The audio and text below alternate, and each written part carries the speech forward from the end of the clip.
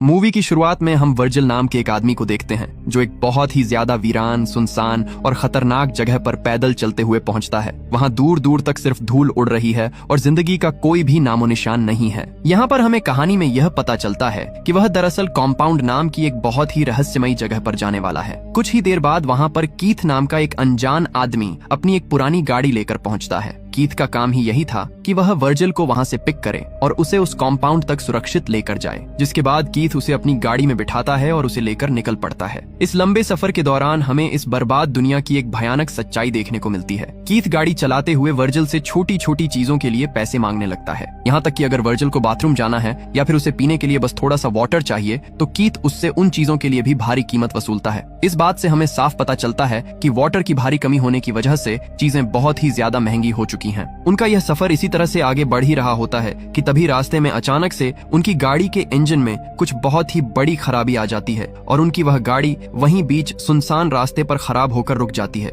लेकिन वो दोनों किसी तरह से मेहनत करके अपनी गाड़ी ठीक करते हैं और फिर वहां से आगे निकल पड़ते हैं। जिसके बाद जब धीरे धीरे रात हो जाती है और चारों तरफ अंधेरा छाने लगता है तो वो दोनों अपनी गाड़ी रोककर एक सुरक्षित जगह पर कैंप फायर जलाकर उसके पास बैठे होते हैं। तभी वर्जिल अपनी जेब से निकालकर कीथ को एक पैम्फलेट दिखाता है। इस पैम्फलेट में साफ साफ शब्दों में लोगों को अच्छी जॉब देने के लिए कहा गया था और असल में यही वह सबसे बड़ी वजह थी कि वर्जिल इतनी दूर का सफर करके उस कंपाउंड जा रहा था। हालांकि कीथ उसकी इस बात को सुनकर हंसता है और उसे वहां की कड़वी सच्चाई बताता है। कीथ कहता है कि वह जगह भी यहाँ से कुछ अलग नहीं है, ये पैम्फलेट सिर्फ एक दिखावा है और लोगों को फंसाने का जाल है। वहाँ पर तुमसे दिन रात जानवरों की तरह सिर्फ काम लिया जाएगा और तुम डर के मारे किसी की आंखों में आंखें डालकर बात भी नहीं कर सकते। अगले दिन सुबह होते ही सफर फिर से शुरू होता है और इस बार वर्जिल खुद ही ड्राइविंग करने का फैसला करता है, लेकिन उसे सही से ड्राइविंग नहीं आती थी, जिसकी वजह से गाड़ी का इंजन बहुत ही ज्यादा ओवरहीट होकर बीच रास्ते में ही बंद हो जाता है। इस बेवकूफी वाली बात से कीथ बहुत ही ज्यादा गुस्सा होता है और वह बुरी तरह भड़कने लगता है। तभी वहाँ टॉयलेट करते वक्त वर्जिल की नजर एक चमकती हुई चीज पर पड़ती है। उसे जमीन में दबी हुई सोने की एक बहुत ही बड़ी चट्टान दिखाई देती है।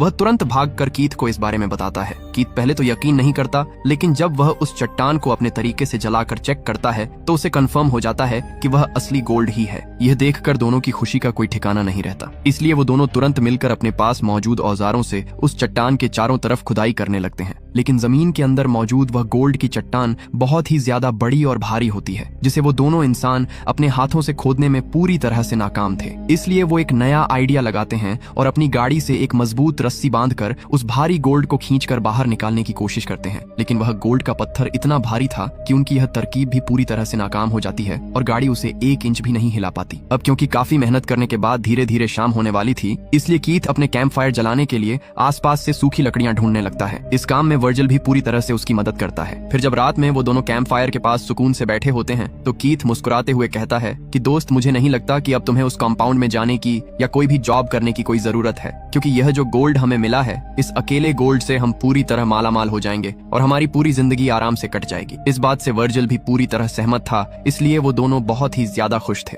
जिसके बाद बातों ही बातों में कीथ कहता है कि हम में से किसी एक को शहर जाकर कोई भारी क्रेन लाना होगा, जिससे हम उस भारी गोल्ड को जमीन से सुरक्षित बाहर निकाल सकें, और हम में से जो दूसरा इंसान होगा वो यहीं पर रहकर उस गोल्ड पर नजर रखेगा ताकि कोई उसे चुरा ना ले। इस दौरान कीथ यह भी कहता है कि मुझे एक जगह पता है जो यहाँ से कुछ ही दूरी पर मौजूद है, जहाँ पर हमें क्रेन और जरूरत की चीजें मिल जाएंगी, लेकिन वहाँ जाने और क्रेन लेकर वापस आने में हमें कम से कम 5 दिन का वक्त लगेगा। असल में कीथ के मन में लालच आ गया था और वह चाहता था कि वह खुद उसी जगह पर गोल्ड के पास ही रुके जबकि वर्जिल क्रेन लेने जाए। जिस पर वर्जिल अपनी बात रखते हुए कहता है कि यह गोल्ड सबसे पहले मुझे मिला था और तुम्हें वह जगह अच्छे से पता है जहाँ क्रेन मिलेगी, इसलिए तुम खुद जाकर क्रेन ले आओ, मैं यहीं पर रुकता हूँ। जिस पर कीथ कहता है कि मुझे तुम पर बिल्कुल भी भरोसा नहीं है कि तुम यहाँ पर अकेले रहकर सारी चीजें अच्छे से हैंडल कर पाओगे, क्योंकि यहाँ पर बहुत सारी अनजान परेशानियों का सामना करना पड़ेगा और मेरे गाड़ी के साथ यहाँ से जाते ही तुम पूरी तरह से अकेले हो जाओगे, जिससे तुम गुस्से में कोई भी बेवकूफी कर सकते हो। लेकिन वर्जिल किसी भी कीमत पर नहीं मानता है और पूरे भरोसे के साथ कहता है कि तुम चिंता मत करो,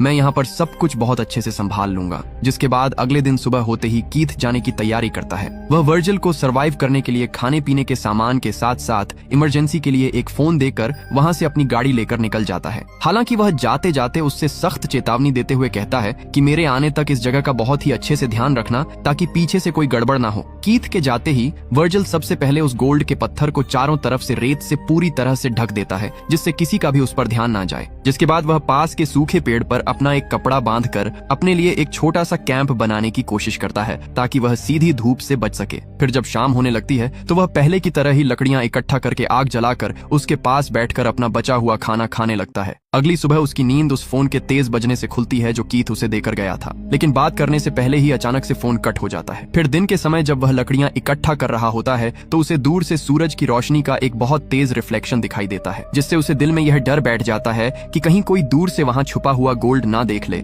इसलिए वह फिर से गोल्ड को और भी अच्छी तरह से ढककर उस रिफ्लेक्शन वाली जगह पर चेक करने पहुंचता है। वहां पहुंचने पर उसे एक बहुत ही पुराना क्रैश हुआ प्लेन पड़ा हुआ मिलता है, जिसके मजबूत पुर्जों को तोड़कर वह उन्हें बहुत मेहनत से खींचते हुए उसी जगह पर ले आता है जहां पर उसका गोल्ड दबा हुआ था। और उस प्लेन के भारी हिस्सों की हेल्प से वह अपने लिए एक बहुत ही शानदार टेंट बनाता है, जिसमें वह आसानी से सिक्योर होकर रह सके। फिर जब वह कुछ देर सोकर उठता है तो देखता है कि बहुत ही ज्यादा गर्मी और लगातार धूप में काम करने की वजह से उसकी बॉडी और उसके पूरे चेहरे पर अजीब और बहुत ही ज्यादा दर्दनाक किस्म के लाल दाने निकल रहे हैं। अपनी खराब हालत के बावजूद वह एक बार फिर गोल्ड के पास पहुंचता है और दोबारा अपने औजारों से उसे तोड़ने की कोशिश करता है। काफी मेहनत के बाद वह आखिरकार उस चट्टान में से गोल्ड का एक छोटा सा टुकड़ा वहां से तोड़कर अपने पास निकाल कर रख लेता है। हाथ में असली गोल्ड देखकर वह काफी खुश दिखाई दे रहा था। तभी उसके पास कीथ का फोन कॉल आता है, जो उसे एक बहुत ही बुरी खबर बताता है। वह कहता है कि गाड़ी का इंजन बहुत ज्यादा ओवरहीट हो गया है, इसलिए उसे रास्ते में एक स्टेशन पर ही रुकना पड़ा है। हालांकि वह जल्दी से जल्दी आने की कोशिश कर रहा है,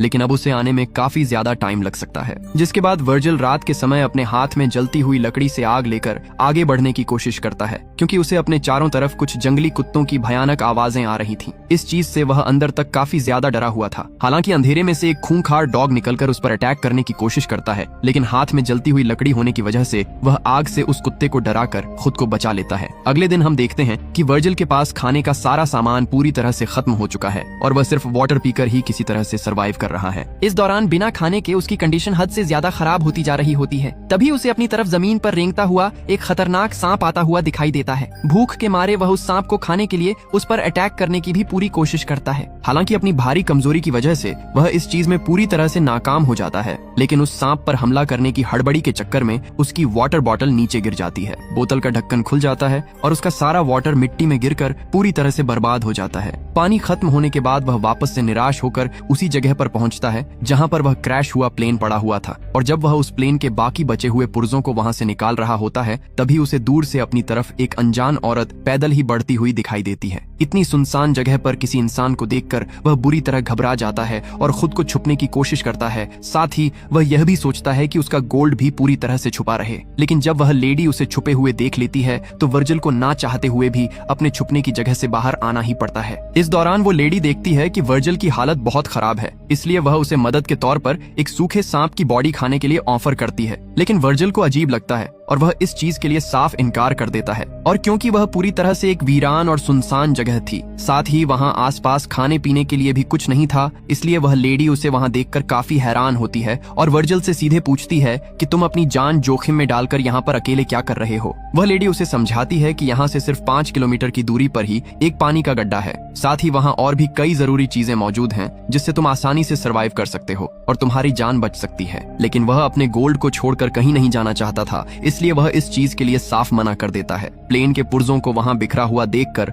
वह लेडी तुरंत समझ जाती है कि वर्जिल उन्हें यहां से निकालकर किसी और जगह पर ले जा रहा है। तभी अचानक से उस लेडी की तेज नजर दूर बने हुए वर्जिल के कैंप पर पड़ती है, इसलिए वह तुरंत बिना कुछ सोचे उस कैंप की तरफ बढ़ने लगती है, क्योंकि उसे पूरा शक हो गया था कि वर्जिल उससे वहां कुछ बहुत कीमती चीज छुपा रहा है। हालांकि वर्जिल उसे रोकने की पूरी कोशिश भी करता है, लेकिन वह उसकी एक भी बात सुने बिना ही लगातार आगे बढ़ती ही रहती है। इसलिए वह भागकर उस लेडी के पास पहुंचकर उससे झूठ बोलते हुए कहता है कि तुम यह प्लेन ले लो और इससे अपना शेल्टर बना लो। मैं तुमसे वादा करता हूँ कि मैं यहाँ पर दोबारा नहीं आऊंगा। लेकिन इसके बावजूद वह लेडी उसकी बातों को पूरी तरह से नजरअंदाज करके उसका पीछा करती रहती है और उससे लगातार तीखे सवाल कर रही होती है कि सच सच बताओ, तुम यहाँ पर क्यों हो और कैसे आए हो। जिस पर वर्जिल सवालों से बचने के लिए उसे झूठा जवाब देता है कि मैं दरअसल कंपाउंड की तरफ जा रहा हूँ और मेरा एक फ्रेंड मुझे यहाँ से लेकर जाएगा। इससे ज्यादा मेरे पास तुम्हें बताने के लिए कुछ भी नहीं है। लेकिन वह लेडी कोई बेवकूफ नहीं थी और समझ जाती है कि कहीं ना कहीं वर्जिल उससे एक बहुत बड़ा झूठ बोल रहा है। इस पूरी बहस के दौरान वर्जिल की शारीरिक हालत काफी ज्यादा खराब हो रही होती है और उसे चक्कर आ रहे होते हैं।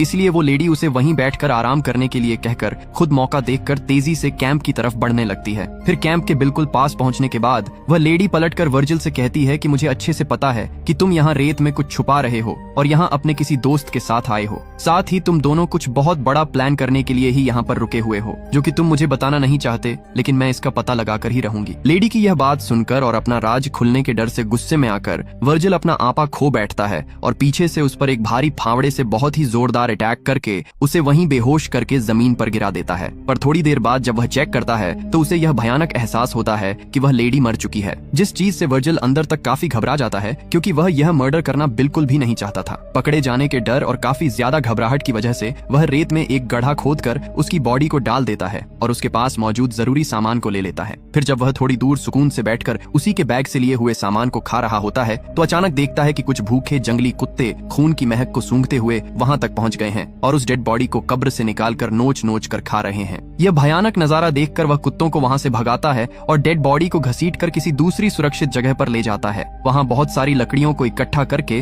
वह उसकी डेड बॉडी को आग लगाकर पूरी तरह से जला देता है ताकि कोई सबूत ना बचे, जिसके बाद वह उस लेडी की बची हुई अस्थियों को वहीं जमीन में गाड़ देता है। अगली सुबह जब सूरज निकलता है तो उसके पास फिर से कीथ का फोन कॉल आता है, जो खुश होकर वर्जिल को बताता है कि मुझे आखिरकार शहर में बुलडोजर मिल गया है, लेकिन उसकी वजह से मेरी वापस आने की स्पीड बहुत ज्यादा कम हो गई है। इतने दिन और अकेले इस नरक में रहने की इस बात को सुनकर वर्जिल बुरी तरह टूटकर फोन पर ही दुखी होकर रोने लगता है, लेकिन कीथ उसे समझाते हुए वहां मजबूत रहने के लिए हौसला देता है और कहता है मैं जितना जल्दी हो सकेगा उतना जल्दी तुम्हारे पास पहुंच जाऊंगा। तभी अचानक वर्जिल को अपनी तरफ एक अनजान गाड़ी आती हुई दिखाई देती है। उस गाड़ी को देखकर वह काफी ज्यादा घबरा जाता है और बुरी तरह डरने लगता है कि कहीं उस गाड़ी में बैठे इंसान की उसके दबे हुए गोल्ड पर नजर ना पड़ जाए। लेकिन खुशकिस्मती से वह गाड़ी बिना रुके उस रास्ते को पार करके वहां से चुपचाप आगे निकल जाती है, जिस बात से वर्जिल को दिल में काफी शांति मिलती है और वह एक लंबी सांस लेता है। फिर वह रात के लिए आग जलाने के लिए सूखी लकड़ियां इकट्ठा करने लगता है।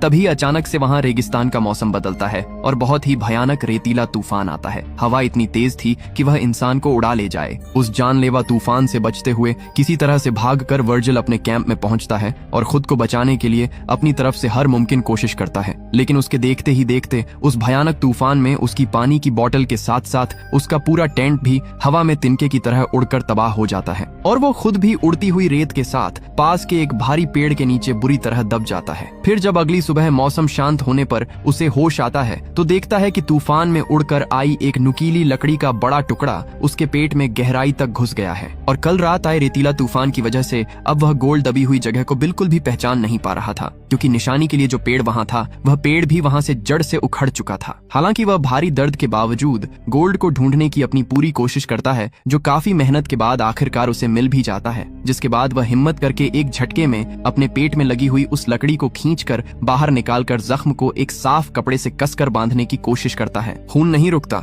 इसलिए वह एक लोहे को गर्म करके अपने खुले घाव को बुरी तरह जला लेता है, जिससे ब्लीडिंग को रोका जा सके और कोई जानलेवा इन्फेक्शन भी ना फैले। और ऐसी जानलेवा गर्मी में बिना टेंट के रहने की वजह से वर्जिल की हालत दिन पर दिन और भी ज्यादा खराब होने लगती है। फिर जब कई घंटों बाद उसकी आंख खुलती है तो उसे धुंधला सा एक लड़की दिखाई देती है, जो शायद उस पर हमला करने वाली होती है, लेकिन वर्जिल के होश में आने से वह डर कर उसे छोड़ देती है, साथ ही तरस खाकर उसे पानी भी पिलाती है। तभी वहां पर घूम रहा एक जहरीला बिच्छू वर्जिल की बॉडी में हुए घाव के रास्ते से उसके शरीर के अंदर घुस जाता है। इस दौरान उसे पानी की कमी और जहर से अजीब से हेलुसिनेशन हो रहे होते हैं और उसे वही लेडी जिंदा दिखाई दे रही होती है जिसे उसने मार दिया था। तभी उसका फोन जोर से बजता है, जिसे उठाने पर कीथ घबराते हुए उससे पूछता है कि वहां पर मौजूद वह लड़की कौन है और क्या वह हमारे गोल्ड के बारे में कुछ भी जानती है। तुम्हें उसे जल्दी से वहां से भगाना होगा। तो वर्जिल इस चीज के लिए कीथ को हाँ करता है और वहां पर आई लड़की जब उससे खाने के लिए मदद पूछती है तो वह उसे रूखेपन से मना करते हुए वहां से तुरंत जाने के लिए कहता है। हालांकि वह लड़की वहां से जाती तो नहीं, बल्कि उससे पूछती है कि क्या तुमने मेरी बहन को नहीं देखा है, जिससे वर्जिल को साफ पता चलता है